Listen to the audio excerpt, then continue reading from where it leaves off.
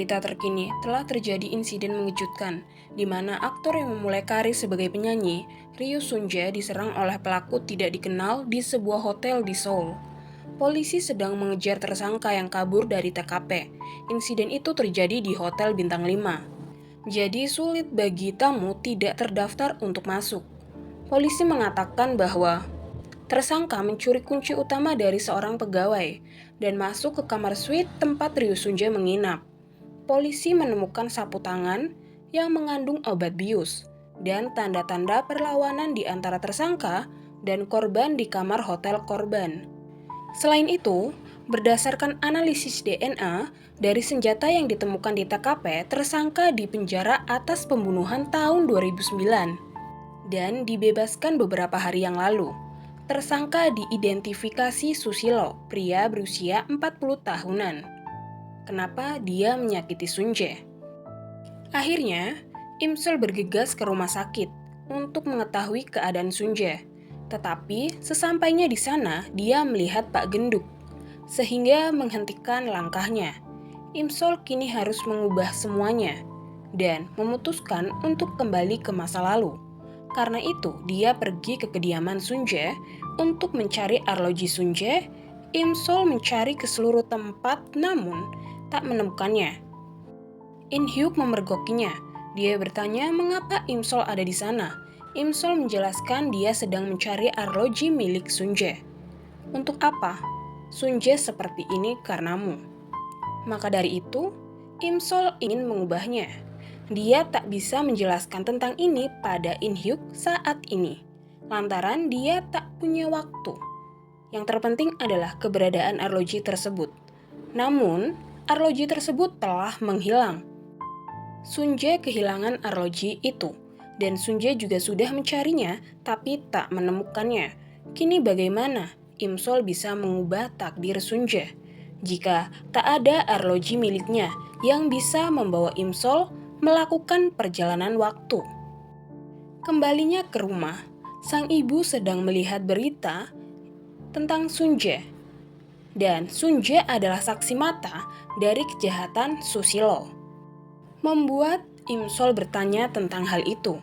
Sang ibu menjelaskan jika saat Susilo menculik Imsol pada tahun 2009, Sunjae menyelamatkannya, menjadikan Sunjae sebagai saksi mata atas insiden itu.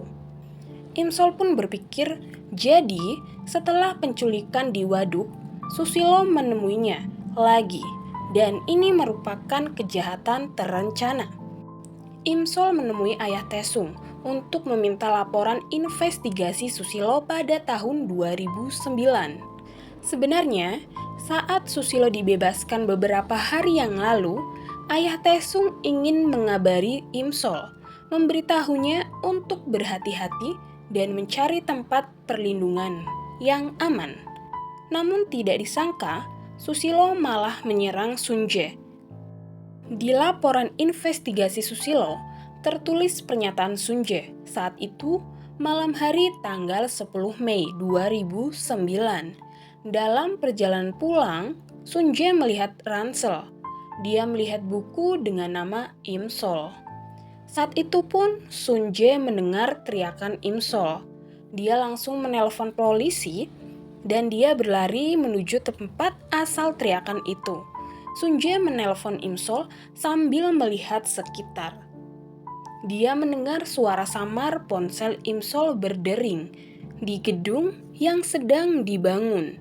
Sunjae mengikuti suara dering ponsel Imsol dan berlari ke dalam gedung itu.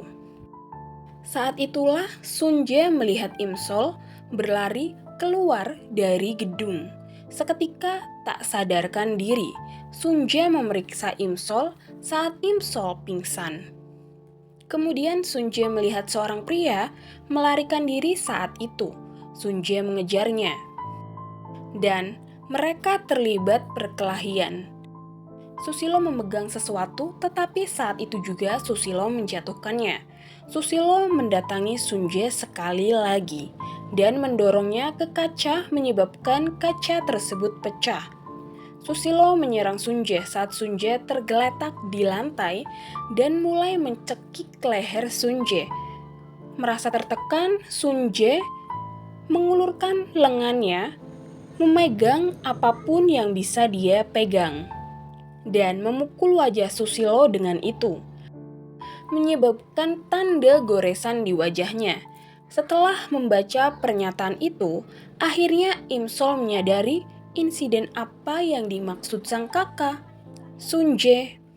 Dan perkataan In-hyuk tentang Sun Jae yang seperti ini karena Imsol membuatnya berpikir jika Sun Jae mati itu karena dirinya. Di kamar, Imsol membaca semua laporan investigasi tentang insiden itu. Dia merasa putus asa. Di saat yang sama, dia menemukan potret barang-barangnya saat insiden itu yang di sana terdapat arloji itu. Imsol segera menghubungi ayah Taesung menanyakan keberadaan barang-barangnya. Ayah Taesung memberitahu Imsol jika barang-barang tersebut telah dikembalikan setelah penyelidikan selesai. Imsol pun segera mencari barang-barang lamanya.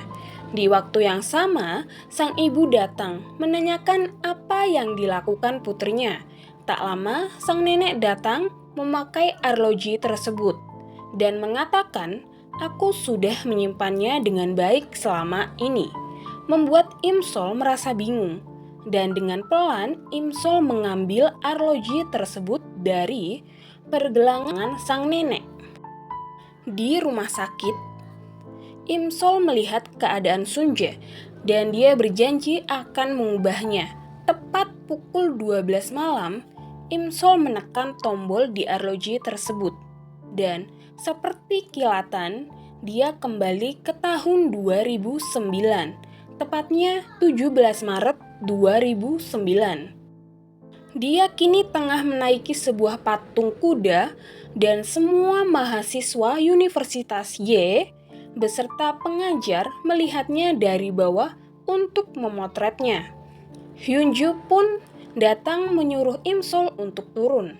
Tetapi ketika Imsol akan turun, kakinya tergelincir membuatnya melayang ke udara dan menantikan dirinya yang akan terjatuh. Dia mengatakan bahwa aku baru saja datang dan sekarang aku akan mati. Ini tidak bisa terjadi. Aku harus melakukannya. Bahkan jika aku harus mati, aku akan menyelamatkan Sun Jae terlebih dahulu. Semua mahasiswa lari untuk menyelamatkan Imsol. Seketika, Sun Jae datang menangkapnya tepat waktu. Imsol menatap Sun Jae. Sadar akan hal itu, Imsol kemudian lari meninggalkan Sun Jae tanpa mengucapkan terima kasih. Hyunju yang melihatnya mengejar Imsol, berkata, "Mengapa kamu pergi? Setidaknya kamu harus mengucapkan terima kasih kepada Sun Jae." Imsol masih menghindari Sun Jae setelah kejadian dia mencampakkan Sun Jae. "Mengapa Sun Jae berada di sini?" tanya Imsol. Hyunju menjelaskan, jika Sun Jae berkuliah di sini dan mengambil jurusan pendidikan jasmani seperti Imgem. Bukannya Sun Jae bergabung dengan agensi Pak Kim sebelum mereka lulus SMA. Jadi dia tidak kuliah, tapi apa ini? Kemudian ingatannya melayang pada saat dia merobek kartu nama Pak Kim. Mengapa aku melupakan hal ini? Ketika Imsol akan pergi, Hyunju memberinya sesuatu dan menyuruhnya untuk membawanya nanti besok. Imsol kemudian datang ke kantor polisi untuk mengajukan laporan tentang penculikannya pada tanggal 1 September 2008, agar nantinya polisi bisa menangkap Susilo dan insiden 10 Mei 2009 tak akan terjadi. Sehingga tidak akan terjadi apa-apa pada Sun Jae. Polisi di sana mengatakan hal ini sudah berbulan-bulan. Mengapa tidak melaporkan masalah ini sebelumnya? Imsol beralasan jika dia mengalami trauma setelah kejadian itu. Ingatannya juga menghilang. Imsol tidak dapat mengingat apapun. Tetapi kini Imsol sudah ingat semuanya. Pelakunya adalah supir taksi, orang yang sama dengan insiden mayat yang terkubur di Waduk Juyang. Dia mengingat semuanya tentang Susilo, namanya, pekerjaannya, dan dia juga memberikan kunci mobil milik Susilo. Setelah membeli beberapa senjata untuk melindungi dirinya dari serangan Susilo, dia menemukan seorang pria sedang memegang uang anak lelaki yang ada di sampingnya. Membuat Imsol berpikir jika pria tersebut mengambil uang dari anak lelaki itu. Imsol pun mengeluarkan senjatanya, memukuli pria tersebut yang tak lain adalah Taesung. Kamu masih belum berubah, Taesung. Tapi kenyataannya tak seperti yang Imsol pikirkan. Taesung membantu anak itu menemukan uangnya. Kemudian keduanya duduk dan berbicara. Taesung menuruti perkataan Imsol tempo lalu tentang dirinya yang juga harus merubah takdirnya sehingga kini Taesung sampai bisa lulus SMA dan dia menunjukkan foto kelulusannya. Imsol merasa bangga dengan itu. Ada apa ini? Kelihatannya Imsol dewasa sudah kembali. Taesung sangat jeli menilai perubahan Imsol. Taesung kini hidup dengan lebih baik. Dia juga mempunyai bisnis pakaiannya yang sangat laris di pasaran. Ketika mereka akan berpisah, Taesung mengambil barang bawaannya. Di tempat lain, Sunje tengah menulis lagu tentang cinta pertamanya yang berjudul Sonaki, sembari memikirkan Imsol dan mengingat adegan di mana Imsol berlari meninggalkannya. Kenapa dia lari dariku seperti itu? Seolah-olah dia baru saja melihat hantu. Sebelumnya Imsol hanya menghindar ketika bertemu dengan Sunje, tapi ini Imsol melarikan diri. Apa bedanya? Sahut In-hyuk. Menurut In-hyuk, Imsol pasti terkejut lantaran Imsol sudah mencampakkan Sunje. Tetapi Sunje seperti orang bodoh mengikutinya sampai ke Universitas Y. Apa kau tak punya harga diri? Bagi Sunje itu tak penting. Seketika In-hyuk melihat lagu yang Sunje tulis dan menyarankan Sunje untuk tidak menulis lagu sedih tentang Imsol lagi. Di perjalanan, Imsol melihat bunga yang bermekaran yang menandakan itu adalah musim semi dan berkata, ketika musim semi berakhir di sana, Imsol tidak akan tinggal di sana lagi. Maka dari itu, ini akan menjadi kesempatan terakhir bagi Imsol untuk mengubah semua yang akan terjadi. Di kediaman Sunje, sang ayah menyarankan Sunje untuk menjalani rehabilitas di Amerika untuk kesembuhan bahunya, dan Sunje akan memikirkan tentang hal itu. Kemudian Sunje kembali melihat lagu yang dia buat sembari pikirannya melayang ke masa di mana Sunje menyatakan perasaannya pada Imsol. Di kantor polisi, Taesung datang ke kantor polisi untuk bertemu ayahnya dan memberikan pakaian dalam ayahnya yang diminta.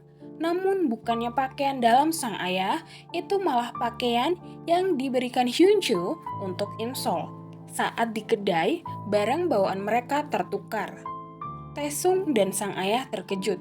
Begitu pula dengan Hyunju yang tengah mengambil pakaian itu untuk Imsol agar Imsol bisa memakainya saat pergi ke karya wisata dalam rangka penyambutan mahasiswa baru. Akhirnya, Imsol pun tak bisa memakai pakaian tersebut, lantaran tertukar dengan celana dalam milik ayah Taesung. Imsol tak menduga dia akan satu gerbong dengan Sunje, membuatnya harus bersembunyi dari Sunje. Kemudian, Bang Bom Bom memberitahu mitos yang sudah ada di Universitas Y sejak lama, yaitu jika pasangan yang bercumbu di karya wisata pertama untuk para mahasiswa baru, itu akan menikah kelak. Mendengar itu, wanita di samping Sunje, sebut saja Neng Pipit, Pipit menanyakan apa Sunje mempercayainya. Akan tetapi, Sunjae tak mempercayainya. Lain hal dengan Yunju. Dia begitu percaya, bahkan menanyakan hubungan Im Gem dengan pacarnya apakah sudah putus pada Im Sol. Ada banyak pria baik di luaran sana, mengapa kau memilih dia? Yunju mengelak jika dia tak menyukai Im Gem. Im Sol sudah memperingatkannya. Jangan menyesalinya nanti ya Yunju. Kesal dengan perkataan Im Sol, Yunju pun mendorong Im Sol. Dan Im Sol pun tak sengaja menyenggol Bang Kiko, menyebabkan mulutnya terasa pedas lantaran Kiko menelan obat kumur. Im Sol meminta maaf untuk itu dan segera mengambil topinya kembali untuk menutup wajahnya. Im Sol hanya perlu bersembunyi sebentar lagi. Setelah sampai pondok, Im Sol dan Sunjae akan berpisah. Tapi kenyataannya tidak. Mereka digabung dalam satu pondok. Sunjae yang melihat Im Sol senang karena ternyata Im Sol mengikuti karya wisata. Seketika Im Gem menghampiri Sunjae untuk memperingatkannya tentang mitos tersebut. Dan jangan coba-coba mendekati adiknya. Lantaran Im Gem telah mengeluarkannya dari daftar menjadi adik ipar. Di samping itu, Yunju ternyata yang merekomendasikan tempat tersebut, membuat Im Sol kesal dan pergi meninggalkannya. Sunjae yang melihatnya pergi, berpikir apa dia menghindariku. Ketika berlari, Im Sol kembali menabrak Kiko dan menjadikannya kembali menelan obat kumur. Kali ini Kiko tak akan membiarkannya begitu saja. Maka dari itu, saat permainan berlangsung, Kiko menyusun rencana untuk membalaskan dendamnya. Yang kalah dalam permainan akan minum dan mendapat hukuman, yaitu menari di depan mahasiswa pendidikan jasmani. Untuk itu, Im Sol bertekad dia tidak boleh kalah. Permainan pun dimulai. Mereka memainkan permainan buah, di mana sang lawan akan menyebutkan nama buah apa dan berapa jumlahnya, dan mereka yang mendapat giliran akan menyebutkan nama buah tersebut sebanyak jumlah yang disebutkan. Di awal persaingan mereka terlihat santai. Semakin kesini semakin tegang. Mereka harus tetap fokus. Persaingan semakin sengit dan akhirnya kekalahan pun diraih oleh Im Sol. Terpaksa, Im Sol harus menari di depan mahasiswa pendidikan jasmani. Tapi beruntung, di sana Sunjae tak terlihat. Yang ada hanya sang kakak. Im Sol menari dengan rasa malu. Ketika dia mengangkangkan kakinya, Sunjae bangkit dari tidurnya dan melihatnya sembari tersenyum. Sangat malu, Im Sol melarikan diri. Sementara Sunjae memperhatikan Kiko yang tengah menertawakan Im Sol dengan puas. Karena akhirnya pembalasan dendamnya terselesaikan. Tak terima, Im Sol kemudian memarahi Kiko.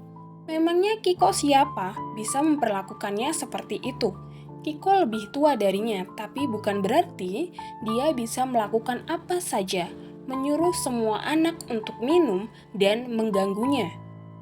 Dengan marah, Im Sol memukul kepala Kiko dengan wadah minuman yang baru saja dia minum, dan menyuruh Kiko untuk tak mengganggu mereka dan membiarkan mereka tidur dengan nyenyak.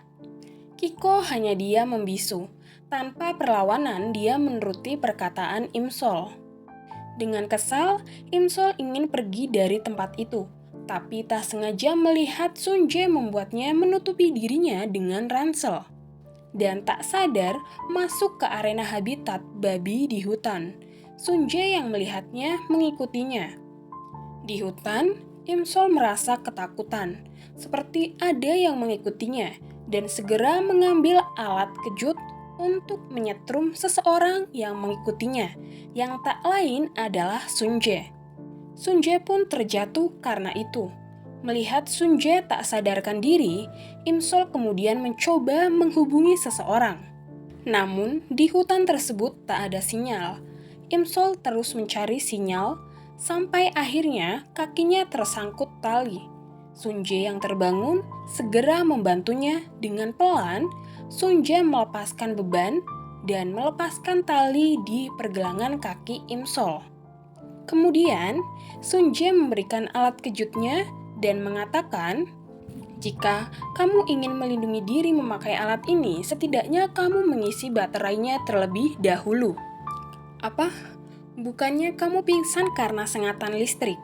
Sun Jae ternyata tak pingsan, dia hanya terjatuh karena alat tersebut mengenai titik vitalnya. Kemudian, Sun Jae bertanya mengapa Im Sol menghindarinya seharian. Apakah Im Sol membencinya sehingga tak ingin menemuinya lagi? Tapi mana mungkin Im Sol membenci Sun Jae? Ini semua karena Sun Jae bisa mati karena Im Sol. Jadi, Im Sol menghindarinya agar tak terjadi apapun pada Sun Jae. Setibanya di pondok, Im Sol minum-minum sembari mengingat perkataan Sun Jae yang menganggap dirinya membenci Sun Jae. Sang kakak juga sama, lantaran merasa sangat sedih dengan pacarnya yang ingin memutuskan hubungan mereka. Pacarnya telah menyukai pria lain, untuk itu dia memutuskan Im Gem. Sun Jae yang mengetahui itu mencoba menghiburnya. Akan tetapi, Im Gem berpikir dia harus menemui kekasihnya untuk membicarakan masalah ini. Dia tak bisa diam saja.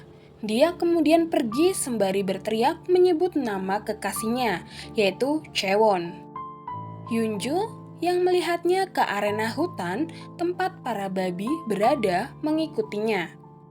Sementara Sun Jae ingin menyusul Im Gem, tapi kehilangan jejaknya dan malah melihat Kiko yang akan mengajak Enji, salah satu mahasiswi yang ada di sana, untuk berkencan.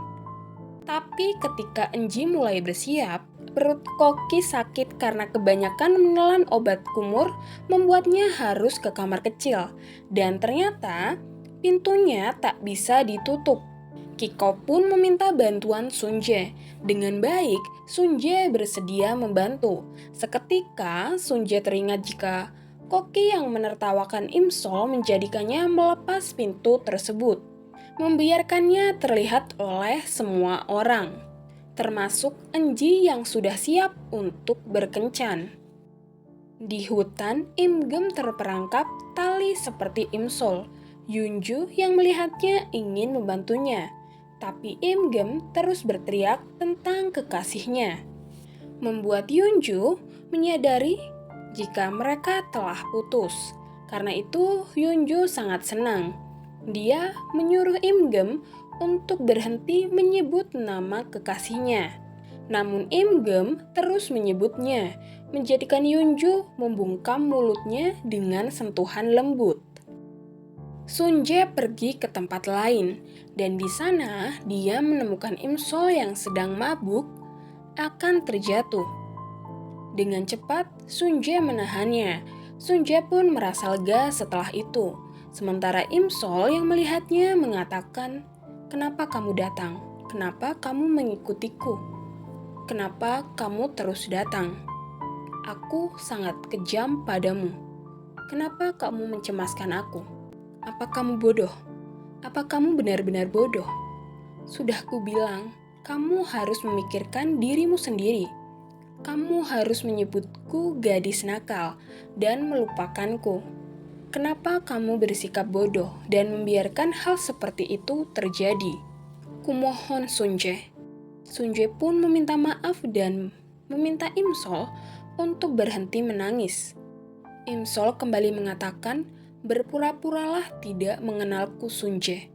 Jangan cemaskan aku. Apapun yang kulakukan, apapun yang terjadi padaku, kumohon, tolong jangan ganggu aku."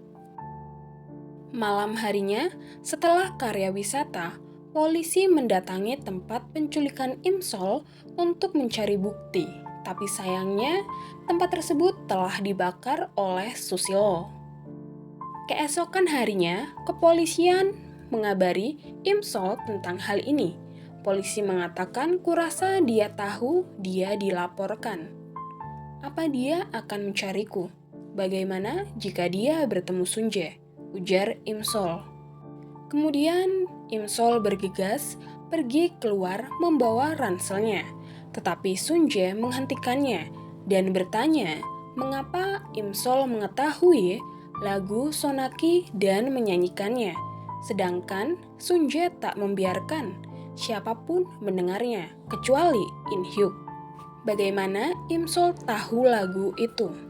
Saat masih mabuk, Sunje menggendong Imsol, dan Imsol menyanyikan lagu Sonaki, membuat Sunje menanyakan di mana Imsol mendengarnya. Namun Imsol tak menjawab pertanyaan Sunje, dan tanpa sadar mengatakan, "Aku akan mengubahnya kali ini. Sebelum kembali, aku pasti akan melakukan itu." "Kamu mau pergi kemana?" tanya Sunje. "Ke masa depan, ke masaku." Melihat Imsol yang kini membawa ransel, menjadikan Sunje mempertanyakan hal itu. "Kamu mau kemana?" "Kamu akan kembali ke masamu." "Siapa kamu sebenarnya? Apa kamu benar-benar datang dari masa depan?" Epilog.